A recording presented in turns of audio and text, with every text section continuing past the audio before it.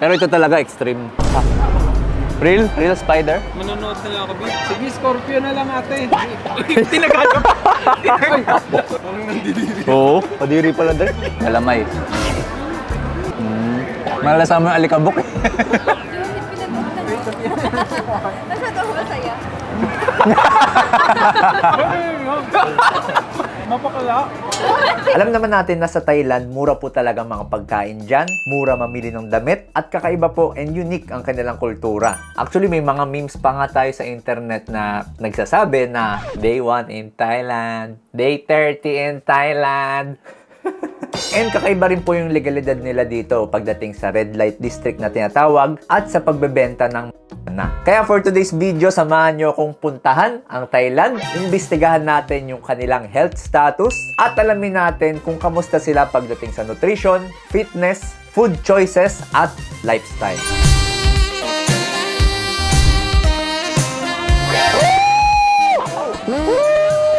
$300? Yeah, think and look show. No other charges? Yeah, no have.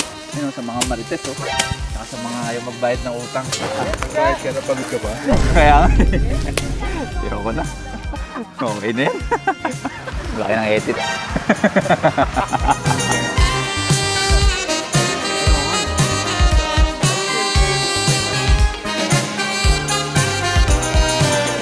You remove this, I give you another one. Okay, okay. Yeah.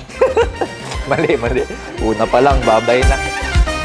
Nung pagdating po natin ng Thailand, wala po akong napansin na overweight. Wala akong napansin na obese. I think medyo mataas din po kasi yung beauty standards sa kanila. So, mas nababantayan nila ng mas maayos yung kanilang mga timbang. Minsan kasi factor yun eh. Minsan sa ibang bansa, kunyari sa South Korea, medyo mataas yung beauty standards doon. So, ayaw din nila masyado mag-gain ng sobrang weight. So, kung ano man yung reason, very good kasi maganda benefits talaga eh pag hindi mataas yung weight mo. And pagdating sa fitness, tingin ko, ito yung nag-iisa na pinaka nag-identify talaga sa Thailand. Ito yung parang meron silang cultural significance. I think familiar na rin kayo sa sports na to. Ito yung tinatawag na Muay Thai.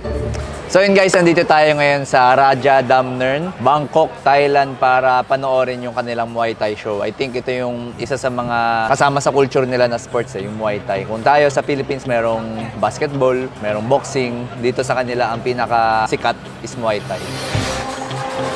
Ayos! Tingin ko yung Bluey mananalo. Panalo yung bata natin guys. So yung pinuntahan po nating stadium or event center, isa po yan sa pinakasikat sa Bangkok. So marami pong mga competition na nangyayari dyan. And very hype. Hype na hype talaga yung tugtugan. Pagpasok ko pa lang doon, rinig na rinig ko na yung music. And talagang lalakas ng hiyawan ng mga tao. Tingnan nyo guys, grabe yung discipline nila sa pagkain kasi tingnan nyo, na-maintain nila yung ganyang itsura ng katawan. Tsaka sa training, parang mas okay yung pula. Uy! Sobrang komplikado ng sport na to kasi kailangan nila gamitin yung kanilang lower legs. Kumpara sa boxing, di ba, upper body lang kadalasan. Ganda ng health benefits yan sa cardio, mental discipline. Kasi grabe training yan eh. Di lang weeks yan, baka buwan pa yan bago sila sumalang. Ingat lang kasi pwede ma-injury din. May mga medic naman sila eh. Buong katawan po kasi yung gumagalaw eh. So talagang mataas ang calorie burn dyan. Nade-develop po yung endurance ng mga players. Lalay lang ako. Push.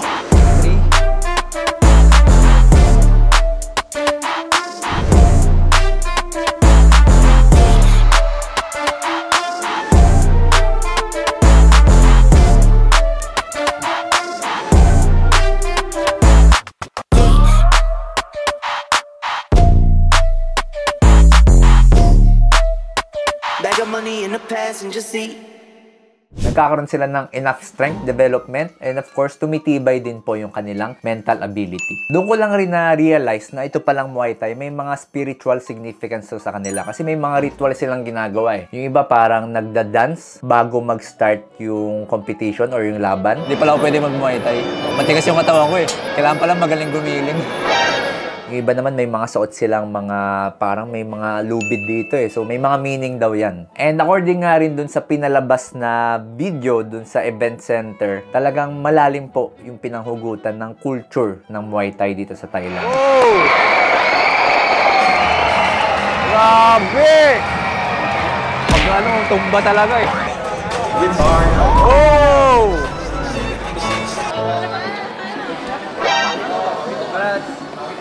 Picture! Dinaanan lang ako eh. Kaya ako dun ah. Sikat pala eh, famous pala eh, kaya pala eh.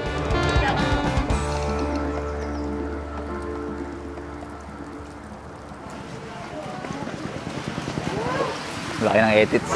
So from Bangkok, nag-travel pa tayo ng mga 3 hours or more para makarating. Kasi medyo province to eh, itong lugar na to. And yung mga elephant po na nandito, sila yung mga tinatawag nila mga retired na. So sa Thailand po kasi ginagamit yung mga elephant bilang kasama sa pagpa-farm. Yung iba naman pinagtatrabaho sa circus para sa entertainment. Pero yung mga elephant po dito, sila yung retired na and hindi na kailangan magtrabaho. And wala, ina-enjoy na lang nila yung pagiging buhay elepante. Wow. Kahit malaglag, no? Inaano niya. Like we have Filipino and other people. Why you say asshole? Punog tayo dyan, guys. How many hours is the travel? How long is the travel? There? Yeah. 2 minutes. Oh, I thought 3 hours. Okay, that's Maganda, guapo, Pautang. pautang. Our tour guide for today. for the elephant So, yeah, so I'm here with Nick, this place we already found in 2008. Person who found this place, he's a Thai veterinary. He found this place for the old elephants when they are retired. ang gaspang. Elephants, they don't have the sweat gland. That's why when it's hot, they put mud on their body a lot. They sweat from the eyes, and also one thing they clean out their eyes too. But she's old. This is a old. That's why she have a something like this.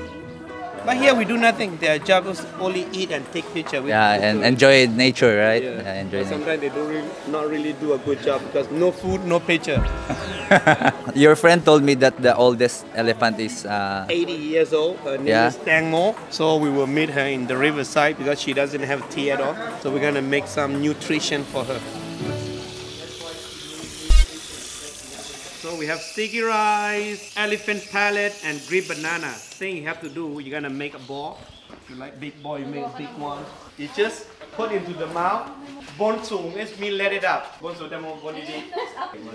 Pagdating po sa kalusugan ng mga elephants na nandun, wala naman po ako masabi kasi very quality talaga and nakita ko talaga yung mga pinapakain. Talagang sobrang daming fiber, mga prutas, and of course yun naman talaga yung dietary requirement ng mga elepante. Pagdating naman po sa mga visitors or sa mga turista, ingat lang po kasi nabanggit natin kanina na may area kasi doon na maputik. Humahalo na po doon yung dumi ng mga elepante. So kapag nainom natin yan, pwede pong sumakit ang ating tiyan.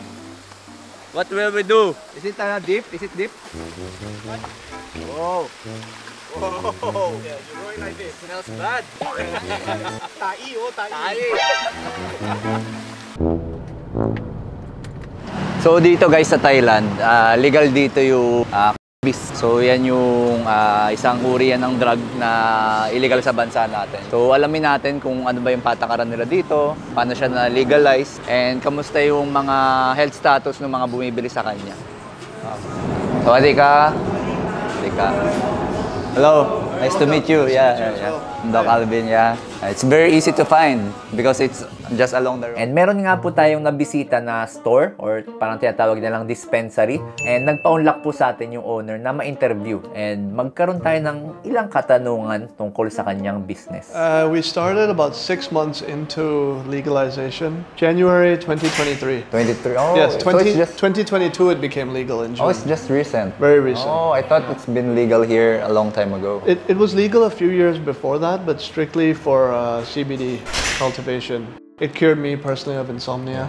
I am still considered epileptic. It's under control with medication. So CBD in my case, because it happened when I was close around the age of 20 the first time, it has not cured me of the epilepsy like it has a lot of other people. Not only in cannabis or any other products or any medical products, the important thing is before we consume any product, we need to know first what's about to be aware of the side effect. Not only because you see it advertised in different in any celebrities, you will just buy it. It's called informed consumerism. Actually, na-share din naman nung owner na na-interview ko kung ano yung mga ginagawa niyang steps para mabawasan yung mga gantong cases and kung paano nga ba nag-evolve or paano nagbago yung legality sa Thailand and kung ano yung mga challenges na kinakaharap niya. I think what's happening now is consumers are slowly starting to ask the right questions, which was my goal, is if you educate people enough, they will ask the right questions.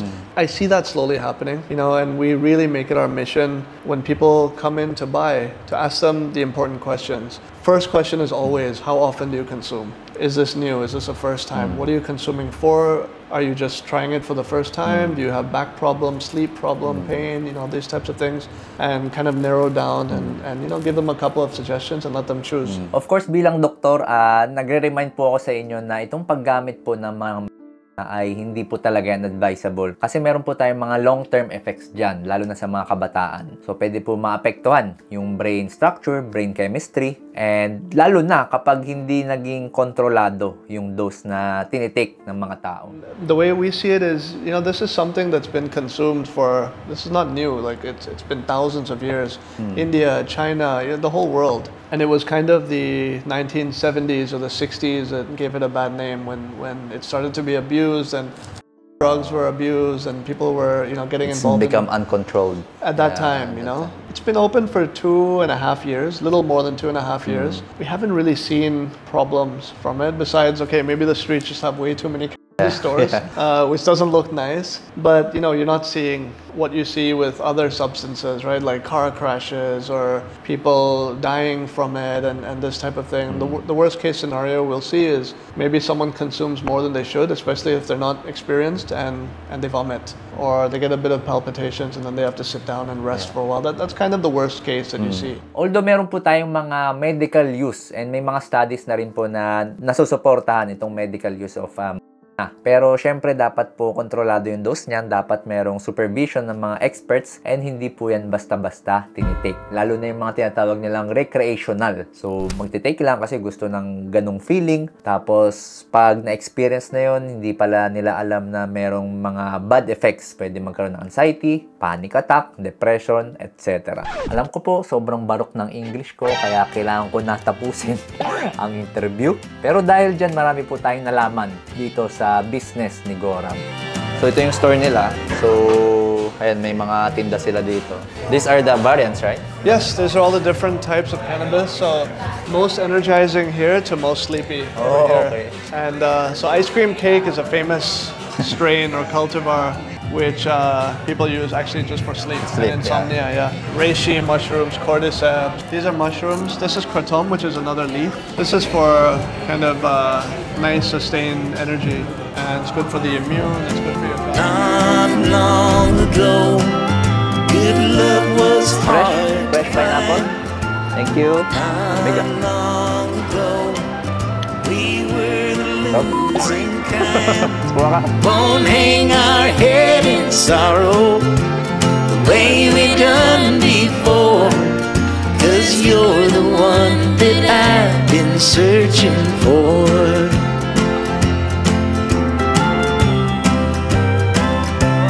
Musta tiyan mo? Hindi ka atay ako, guys. Medyo crampy yung siguro may nakain tayo kagabi na hindi kaya-kaya. Baka yung prutas sa tapat ng 7-Eleven. Kasi bumili kami kagabi sa may street food. O kaya yung tubig dun sa Elephant. Kailangan ko ng CR. So which is, we are going for, it's a local market. It's not a department store. And we go and see the basic ingredient. Yeah? Everybody like chili, no? Yes. So, tatry din pala natin ngayon mag-commute. Magte-train tayo. So, matatry natin yung transport system ng Thailand. So, specifically dito sa Bangkok. So, train, tapos one station, and then baba, lakad ng konti. Tapos, yun na, public market siya. Mukhang dahil dyan, sumakit yung tiyan ko eh. Ingat-ingat tayo guys. Dito na tayo guys sa Cubao Station. Ito nga pala yung EDSA.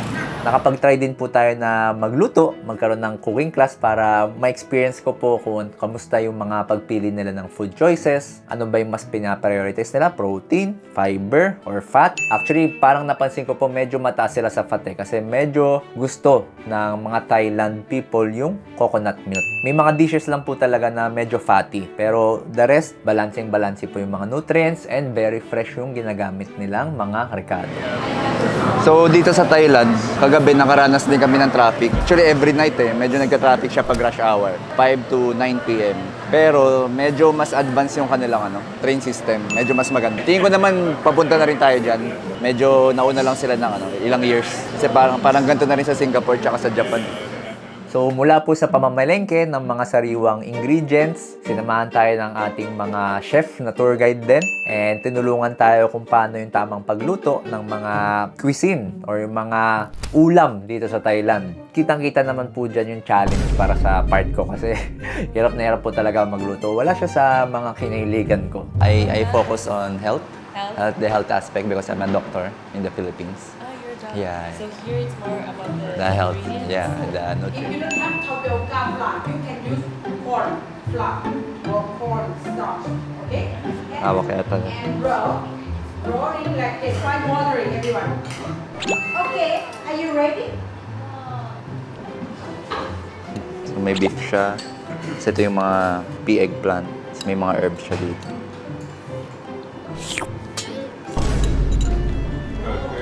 Perfect.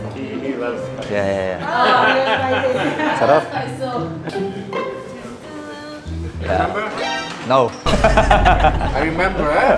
If you don't remember, I will remember. Alright. Everything, yeah. Chop. Chop. Naalala ko lang, ito yung pang soup, tapos yung matigas yung pang juice.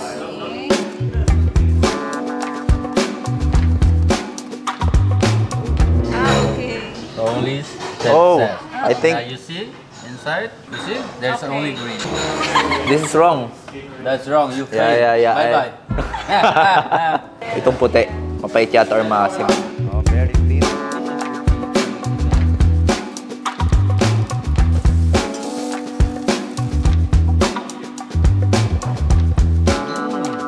Ito na guys yung finished product natin. So tamang-tama lang yung consistency niya. Do you put this already? Yeah, just little. If you haven't add this, then I will say your container, put it over there.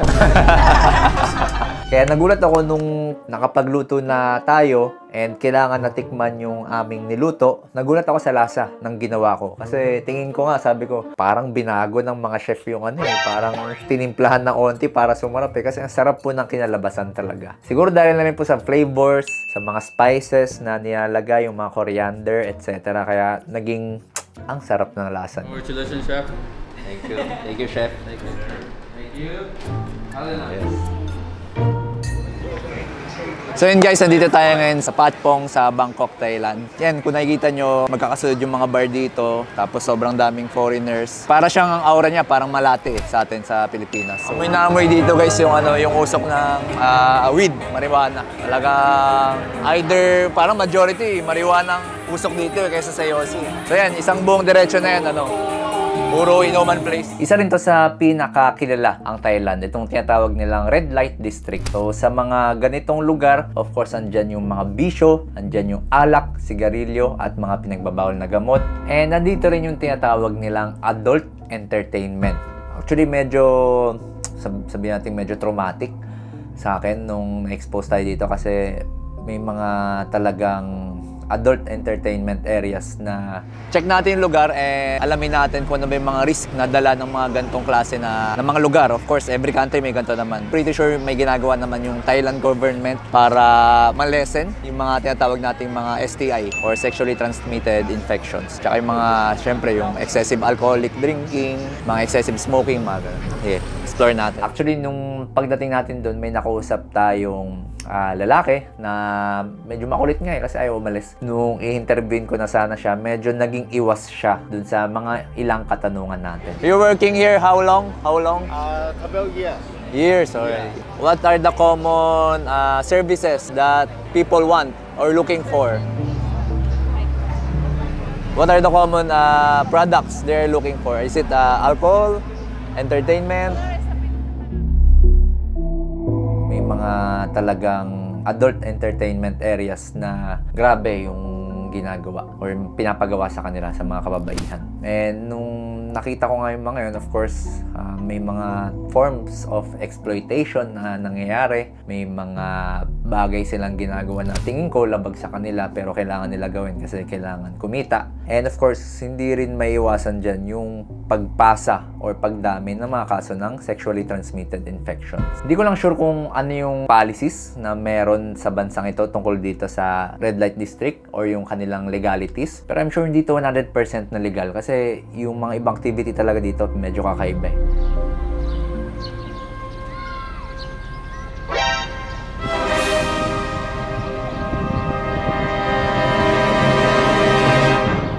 So, na-experience natin ang food choices ng Thailand, kung gaano kasarap ang kanilang mga luto at mga ulam, yung kanilang mga fitness activity and yung mga sports tulad ng Muay Thai, and yung kanilang mga social and lifestyle choices.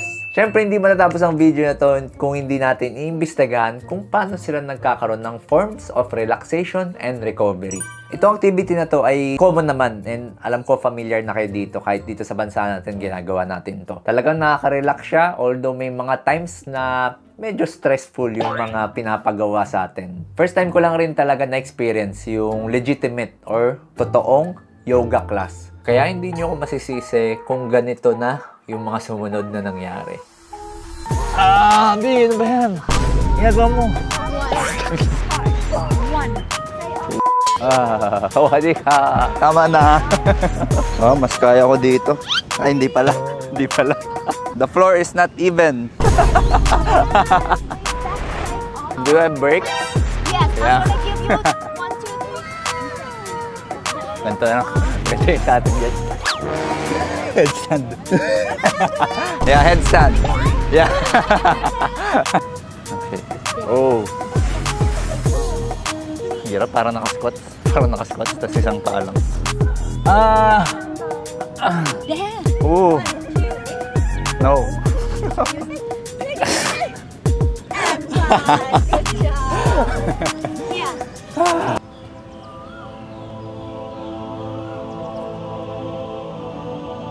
Of course, maganda po yan sa flexibility ng joints natin and yung tinatawag nating mobility or yung ability natin para maigalaw itong ating mga braso, mga paa, kasukasuan. Maganda rin po yan for balance, lalo na sa mga medyo nagkakaedad na kasi hirap na po sila magbalanse. And maganda rin po yung benefits niyan sa muscles. So, kapag na-develop yung muscles, mas mataas or mas maganda yung chance natin na mabuhay ng mas matagal. Isa sa pinaka natutunan ko dito kasi ako po sanay po ako sa sa weightlifting talaga sa gym, bubuhat na mabibigat. Pero dito, ang isa sa mga tinuro ng ating instructor ay yung kahalagaan po ng pagiging kalmado and yung importance ng pagsabay ng breathing sa mga movements na pinapagawa sa amin. Maganda rin po ito para sa may mga stressful na situations. Of course, makakalma po ang inyong pag-iisip. Medyo marirelax po yung ating mind. Ingat lang rin po kasi medyo extreme na yung mga ibang forms. So, mas maganda po may nag-guide sa inyo talaga na certified instructor. So, I guess diyan ko natatapusin ang video na to. Sana nag-enjoy kayo sa ating pakikipagsapalaran sa bansang Thailand. And sana marami po kayo natutunan. Kung nag-benefit kayo and kung nag-enjoy kayo sa content na to, please follow my social media pages. Once again, I'm Doc Alvin, signing out. Sawadee ka!